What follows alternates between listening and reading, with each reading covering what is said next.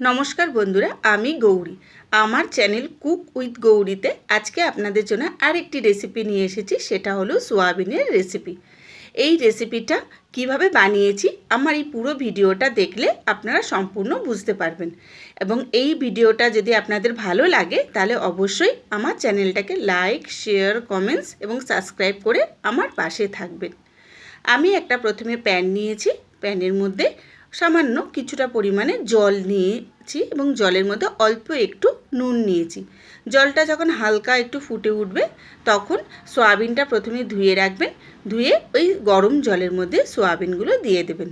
দিয়ে 2-3 মিনিটের মতন সয়াবিনগুলো গরম জলের মধ্যে ফুটালে সয়াবিনগুলো যখন দেখবেন একটু ফুলে ফুলে বড় হয়ে গেছে তখন বাটিতে জল নিয়ে সেই সয়াবিনগুলো তুলে নেবেন। তারপরে একটা ওই ফ্রাই প্যানের মধ্যে আমি তেল নিয়েছি। তার মধ্যে কয়েকটা বাদাম আর দুটো শুকনো লঙ্কা, এছাড়া একটু বড় বড় সাইজের পেঁয়াজ, টমেটো, ধনেপাতা, আদা আর কয়েকটা রসুন হালকা আমি এই তেলের মধ্যে অল্প আঁচে ভেজে নিয়েছি ভালোভাবে। যখন এই ভাজাগুলো সুন্দর হয়ে আসবে ততক্ষণও চলুন দেখিয়ে দিই। এই সোয়াবিনগুলো আমার ঠান্ডা হয়ে গেছে। এবার ওই ঠান্ডা হয়ে যাওয়া সোয়াবিনগুলো ভালো করে চিপে একটা অন্য প্লেটে তুলে নেবেন, যেন ওর গায়ে একটুও না জল থাকে। এবার এই দিকে আমার দেখুন ভাজাটাও প্রায় হয়ে এসেছে। ভাজাটা যখন দেখবেন লো ফ্লেমে করবেন আর মাঝে মাঝে ভাজাটা একটু নাড়িয়ে দেবেন। এটাকে একদম লাল লাল করে ভাজার দরকার নেই, হালকা ভাজলেই হবে। এবার একটা মিক্সির মধ্যে আমি এই সোয়াবিনগুলো সবগুলো যে ভালো করে চিপে জল ঝাড়িয়ে নিয়েছি সেই সোয়াবিনগুলো ভালোভাবে পেস্ট করে নেব। পেস্টটা একদম মিহি করবেন না এবং সমস্ত সোয়াবিন একসাথে মিক্সিতে দেবেন না। আর অন্য একটা পাত্রের মধ্যে আমি এই সোয়াবিনের রেসিপিটি বানানোর জন্য কয়েকটা আলু হালকা নুন আর হলুদ দিয়ে সিদ্ধ করে নিয়েছি। এটা যতক্ষণে সিদ্ধ হচ্ছে তো চলুন ততক্ষণে আমি এই পেস্টটা বানিয়ে ফেলি, কারণ আমার এই পেঁয়াজ আদা রসুনের পেস্টটা ফ্রাই হয়ে গেছে। এটাকে একটু হালকা ঠান্ডা করে একটু ভালো একদম মিহি পেস্ট করে নেবেন। এবার সোয়াবিনটা দেখুন পেস্ট আমি যে করেছি পুরো দেখুন সফটভাবে পেস্ট করিনি, একটু হালকা পেস্ট করে নিয়েছি যাতে সোয়াবিনটা একদম ভেঙে যায়, খুব নরম করবেন না। এবার ওর মধ্যে আমার সোয়াবিন এখানে 100 গ্রামের মতন আছে। আমি এখানে 3 চামচের মতন কর্নফ্লাওয়ার মিশিয়েছি। আপনারা আপনাদের পরিমাণ বুঝে নেবেন কতটা। এবার তার মধ্যে সামান্য একটু নুন, সামান্য একটু হলুদ আর সামান্য কাশ্মীরি লঙ্কা আমি এর মধ্যে দিয়েছি এবং একটা ভালো ফ্লেভার হওয়ার জন্য অল্প একটু গরম মশলা অ্যাড করেছি। দিয়ে এইটাকে ভালোভাবে সুন্দরভাবে মেখে নেবেন যাতে খুব একটা শক্তও না হয় আর খুব নরমও না হয়। তারপরে এগুলো যখন সব একসাথে মাখা হয়ে যাবে তারপরে এরকম হাতের মধ্যে গোল গোল শেপ করে নিই, হালকা একটু লম্বা মতন করে দু সাইডটা একটু চ্যাপটা করে এরকম একটা শেপ করে নেবেন। অবশ্যই শেপটা আপনারা আপনাদের পছন্দ অনুযায়ী করতে পারেন। এতে আপনারা গোলও করতে পারেন, লম্বাও করতে পারেন, আপনারা আপনাদের পছন্দসই কোনো শেপ করে নেবেন। তারপরে একটা ফ্রাই প্যানে প্রথমে হিট করে নেবেন তেলটা। তারপরে যখন সয়াবিনগুলো ছাড়বেন তখন ফ্লেমটা একদম লো করে দেবেন।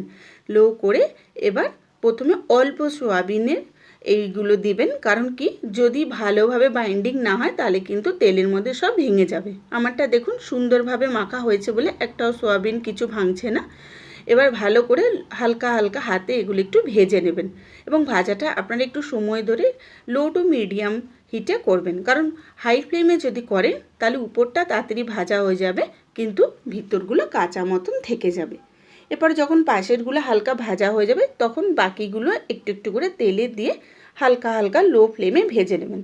যখন এরকম দেখবেন হালকা লাল লাল হয়ে গেছে তখন আপনারা কী করবেন, অন্য একটা প্লেটের মধ্যে সয়াবিনগুলো তুলে নেবেন। এবার ওই একই তেলে সামান্য একটু আমি কালো জিরে ফোড়ন দিয়েছি। ফোড়নে যখন একটা সুন্দর মিষ্টি গন্ধ আপনারা পাবেন তখন এর মধ্যে যে পেস্ট করে রেখেছিলাম টমেটো, আদা, পেঁয়াজ, ধনেপাতা, কাঁচা লঙ্কা, শুকনো লঙ্কা, তারপর বাদাম সবগুলো যে পেস্ট ছিল মিহি পেস্টটা ওই তেলের মধ্যে দিয়ে দেবো এবং তার সঙ্গে সামান্য একটু নুন, সামান্য একটু হলুদ আর অল্প একটু কাশ্মীরি লঙ্কা মিশিয়ে নেব। নিয়ে ভালোভাবে হালকাভাবে এটাকে একটু ভাজা ভাজা করে নেব মশলাগুলো। যখন মশলাগুলো একদম সুন্দর ভাজা ভাজা হয়ে যাবে এবং চারিদিক থেকে তেল বেরিয়ে আসবে তখন ওই সিদ্ধ করা আলু জলটা ঝরিয়ে ফেলে দিয়েছি আর আলুগুলো ওর মধ্যে দিয়ে একটু সুন্দর করে মশলার মধ্যে ভাজা ভাজা করে নেব। এরপর যে মিক্সির মধ্যে যে হালকা পেস্ট মতন লেগেছিল বাকিগুলোর, সেই পেস্টের মধ্যে জল দিয়ে আমি তারপরে ওই মশলাগুলোর মধ্যে জল ঢেলে দিয়েছি। তারপরে একটু ঢাকনা চাপা দিয়ে রাখবেন। দিয়ে দেখবেন এরকম হালকা যখন ঝোলের উপর দিয়ে সুন্দর বাবেলসগুলো উঠে আসে, তখন এর মধ্যে আপনারা ওই সোয়াবিনগুলো যে সুন্দর বানিয়ে রেখেছেন ওগুলো এর মধ্যে একটু একটু করে দিয়ে দেবেন। দিয়ে একটু ফ্লেমটা লো করে দেবেন, খুব হাই করার দরকার নেই, যেহেতু এটা তো প্রথমেই ফ্রাই করা ছিল বলে ভালোভাবে সিদ্ধ আছে, যাতে মশলাগুলো ভালোভাবে সুন্দর মিশে যায়। এবং যখন দেখবেন যে একদম চারিধার থেকে তেল বেরিয়ে এসছে, মশলার সুন্দর একটা ফ্লেভার বেরিয়ে এসছে, তখন হালকা কসুরি মেথি দিয়ে গ্যাসের ফ্লেমটা বন্ধ করে দেবেন। তারপর একটা অন্য বাটির মধ্যে আপনারা এইটা রেসিপিটা ঢেলে নেবেন। তাহলে দেখলেন বন্ধুরা, এই রেসিপিটা বানানো কত সোজা এবং এইটা খেতে ভীষণ সুস্বাদু। তাহলে অবশ্যই আপনারা বাড়িতে একবার ট্রাই করবেন এবং কেমন হয়েছে আমাকে অবশ্যই কমেন্ট বক্সে জানাবেন। টাটা।